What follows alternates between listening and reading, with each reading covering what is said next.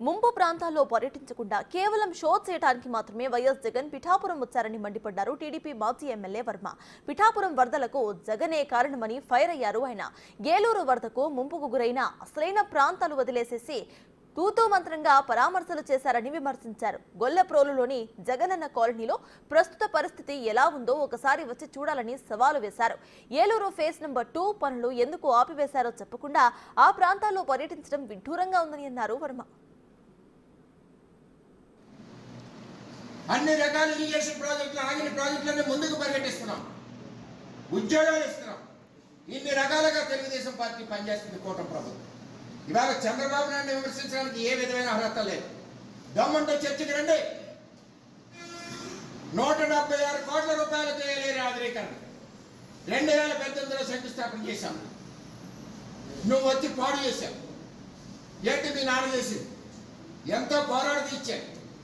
డబ్బు ఇచ్చింది చంద్రబాబు. ఫేజ్ 1 అవనండి, ఫేజ్ 2 అవనండి. ఇవాళ నేను ఒకటే చెప్తున్నా, చంద్రబాబు నాయుడు గారు ప్రజలను ఎలా ఆదుకోవాలి, రైతులను ఎలా ఆదుకోవాలని మొన్న ఇక్కడికి వచ్చారు. వచ్చిన తర్వాత ఎట్టి పరిస్థితుల్లోనే ఈ ప్రాజెక్టు ప్రారంభిస్తామని అటు చంద్రబాబు నాయుడు గారు చెప్పారు, ఇటు మా ఎమ్మెల్యే పవన్ కళ్యాణ్ చెప్పారు, నేను చెప్పాను. దీనికి నేను ఎన్నో సంవత్సరాల నుంచి పోరాడుతూ ఉన్నాం. ఇది ఆగదు. 5 ఏళ్ళు నువ్వు కూర్చున్నా మొదలే, ఇది ఆగే పరిస్థితి కాదు. క్రాప్ హాలిడే ఇవ్వాల్సిన అవసరం లేదు. నీకు చదువు సంధ్య లేదు, తెలియదు నీకు. సంవత్సరానికి 6 నెలల గ్యాప్ ఉంటుంది. 6 నెలల్లోనే ఏలేరు ఆధునీకరణ చేస్తాం, చేసి తీరుతాం. అంతేగాని క్రాప్ హాలిడే ఇచ్చి రైతుల్ని నష్టపెట్టడానికి ఏ విధమైన అవసరం లేదని కూడా నేను తెలియజేస్తున్నా. చంద్రబాబు నాయుడు ఉన్నప్పుడు కరువుగా పురుషోత్తపట్నంతో 2 పంటలు పండాయి. నువ్వు వచ్చాక ఏలేరులో 7 టీఎంసీ నీరు, పంటలు లేవు, 100 కోట్ల నష్టం. మా రైతులు, మా పిఠాపురం చెల్లెమ్మలో బెల్లం తాళ్ళన్నీ కూడా బ్యాంకులో ఉన్నాయి. ఏం చేసావు నువ్వు? మళ్ళీ వచ్చావు. పురుషోత్తపట్నం పరుగులెట్టింది. ఈవేళ ఊడుపులు నువ్వు తిరిగిన రావణకపేటలో ఊడుపులు అయినట్టే శివారాయి కట్టు. చంద్రబాబు ఇచ్చిన పురుషోత్తపట్నం అని చెప్పి తెలియజేస్తాను.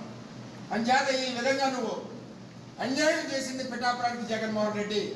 వరదలు రావడానికి కారణం జగన్మోహన్ రెడ్డి. ఇవాళ అధికారులు పని చేయట్లేదు, కలెక్టర్ పని చేయట్లేదు, ప్రిన్సిపల్ సెక్రటరీ పని చేయట్లేదు, చంద్రబాబు పని చేయట్లేదు. సిగ్గుందా అసలు నీకు? ఎంతమంది మానిటరింగ్ చేశారు కాబట్టే చంద్రబాబు నాయుడు గారు టెలికాన్ఫరెన్స్లు తీసుకుని, అధికారులతో వీడియో కాన్ఫరెన్స్లు తీసుకుని ఎప్పటికప్పుడు ప్రాజెక్ట్ని మానిటరింగ్ చేశారు కాబట్టే పిఠాపురం ప్రజలు బతికున్నామని చెప్పి తెలియజేస్తామని. ఎన్ని లక్షలకు 50,000 60,000 క్యూసిక్లు వచ్చినా సరే ప్రాజెక్టుని రక్షించుకుంటూ, ప్రజలను రక్షించుకుంటూ ఈవేళ కాపాడడం జరిగింది చంద్రబాబు నాయుడు. ఎక్కడ అవ్వట్లేదు అంటున్నాం? రిహాబిలేషన్ కనపట్టలేదా? ఇవాళ ఎక్కడికెక్కడ మన రైస్ ఇస్తున్నారు, వెజిటబుల్ ఇస్తున్నారు, కనపట్టలేదా? చేనేత కార్మికులు ఆదుకుంటున్నారు, కనపట్టలేదా? ఇల్లులు పడిపోతున్నారు, కనపట్టలేదా? వాళ్ళు ఆదుకుంటున్నారు. ఇది పేద ప్రభుత్వం.